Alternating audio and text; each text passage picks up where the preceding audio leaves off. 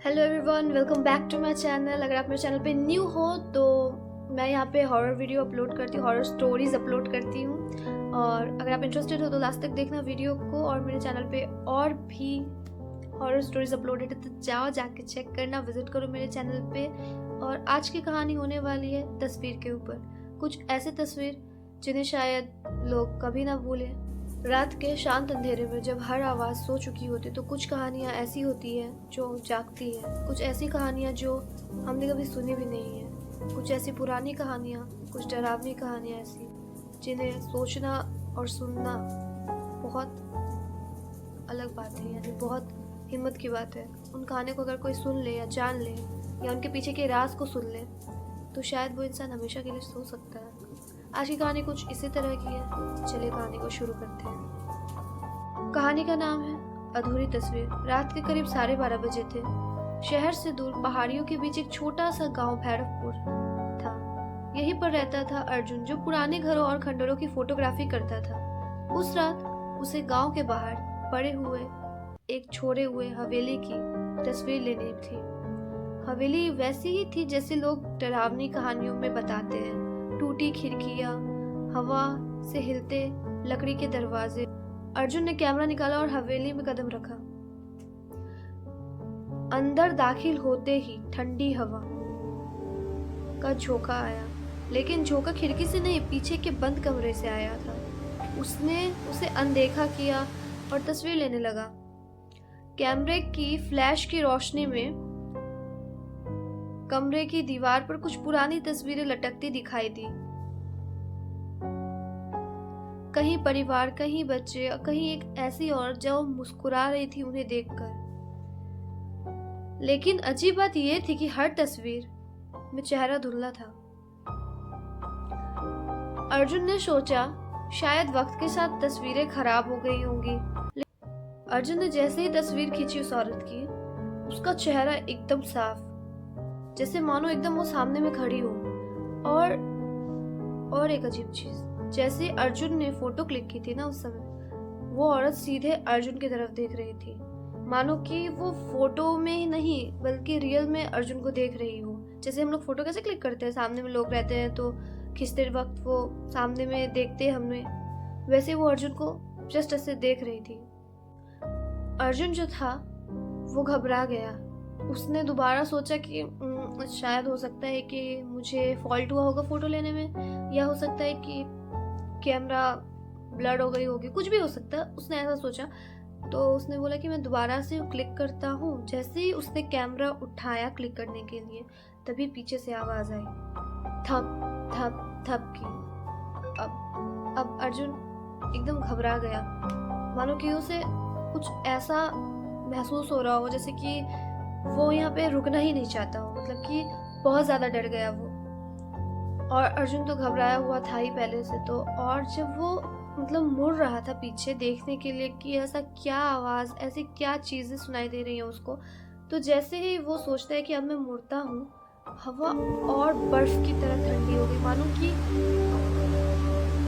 ऐसी हवा चल रही थी जैसे कि अर्जुन सांस भी ले रहा था ना, तो एकदम ऐसा लग रहा था कि मानो कि उसके नाक से धुएं की तरह हवा आ रही है। मतलब ठंड में होती है ना, बहुत ठंडी जैसी जो हवा रहती है, तो उसमें हम अगर सांस लेते हैं तो ठंडी वो भाप जैसी होती है, तो उसी तरीके से उस समय हवा चल रही थी।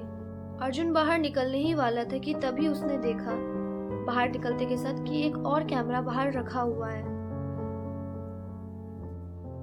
दरवाजे पर ताला था, ताला आधा टूटा हुआ, जो कि एक कमरे का था। जिज्ञासा से उसने दरवाजा को धक्का दिया। अंदर अंधेरा ही अंधेरा था। उसने अपने मोबाइल के फ्लैश को ऑन किया और उसने तस्वीरें लेने की सोची, और जैसे ही वो फ्लैश चमकी, उसने देखा कमरे के बीचों बीच वही औरत खड़ी थी, बिल्कुल स्थिर, यानी कि बिल्कुल शांत। उसी जगह पे, एक ही जगह पे वो खड़ी थी। उसकी सफेद आंखें सीधे अर्जुन को देख रही थी। अर्जुन के हाथ से कैमरा गिर गया। औरत की गर्दन धीरे धीरे घूमी अर्जुन की तरफ, पहले बाएं फिर दाएं और अब सीधे अर्जुन की तरफ, और एक ही बार सीधे उलट गई। उसकी जो सिर के मतलब उसकी जो सिर की पोजीशन जो थी वो सीधे उलट गई। उस कमरे में उस औरत की फूटी हुई चूड़ियों की गुनगुनाहट गूंजने लगी। अर्जुन बहुत डर चुका था। वो भागना चालू कर देता है। वो जैसे ही भाग रहा था उस हवेली का हर कमरा उसे रोक रहा था, मानो कि उसे जाने नहीं देगा बाहर। कुछ इसी तरह से अर्जुन भाग रहा है और कुछ ना कुछ उसके साथ होते जा रहा। कभी आगे चेयर आ जा रही है, कभी दरवाजा बंद हो जा रहा, कुछ ना कुछ उसके साथ हो ही रहा था। हर दरवाजा, हर खिड़की अपने आप बंद हो रही थी, खिड़कियां पूरी हिल रही थी और कुछ ना कुछ उसके सामने जस्ट आ ही रहा था। वो कैसे तो कैसे करके भी हवेली के बाहर के दरवाजे तक नहीं पहुंच पा रहा था। आखिर में वो अपनी पूरी जान लगा देता है उस हवेली में पहुंचने के लिए, मतलब हवेली के दरवाजे पे पहुंचने के लिए।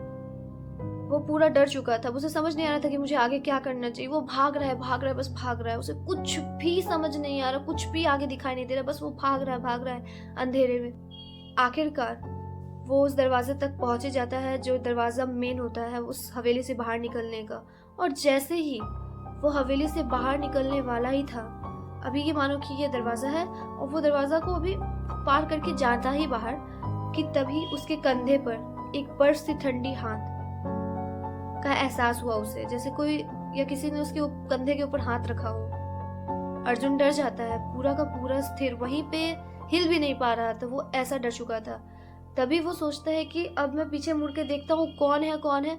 जैसे ही वो पीछे मुड़ता है, वो एक फुसफुसाहट, हल्की सी आवाज आती है, धीमी सी, मेरी पूरी तस्वीर नहीं खींचोगे तुम? मेरी पूरी तस्वीर तो लेते जाओ। वो जैसे ही सुनता है, वो पीछे क्या मुड़ेगा, वो सीधा वहां से भागता है। और अगले दिन हवेली के बाहर गांव वालों ने अर्जुन को बेहोश पाया। डरावनी बात ये नहीं थी कि हवेली में वो उस कमरे में गया तो उस कमरे में उसने बहुत सारी तस्वीरें खींची, क्योंकि उसमें कोई तस्वीर थी ही नहीं उस कैमरे में सिवाय एक तस्वीर के, और वो थी अर्जुन के और उस औरत की। अर्जुन खड़ा था और औरत उसके पीछे थी और हल्की सी मुस्कुराहट में उसने एक तस्वीर खिंचवाई थी। वो सिर्फ हल्का सा एकदम मुस्कुरा रही थी। और उस दिन के बाद से अर्जुन ने कभी भी फोटोग्राफी करना पसंद नहीं किया। और गांव वाले भी कहते हैं अर्जुन हमेशा के लिए शायद शहर चला गया, हमें तो नहीं पता, लेकिन अब कोई भी उस गांव में फोटो नहीं खिंचवाता। आज की हॉरर स्टोरी यही थी। आई होप आप लोगों को अच्छी लगी होगी तो चैनल को सब्सक्राइब कर लेना, वीडियो को लाइक शेयर करना मत भूलना।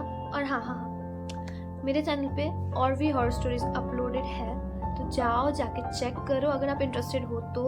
और आई होप आप लोग अच्छे होंगे। ऐसे अपना ख्याल रखना। मिलते हैं नेक्स्ट वीडियो में, तब तक के लिए बाय बाय।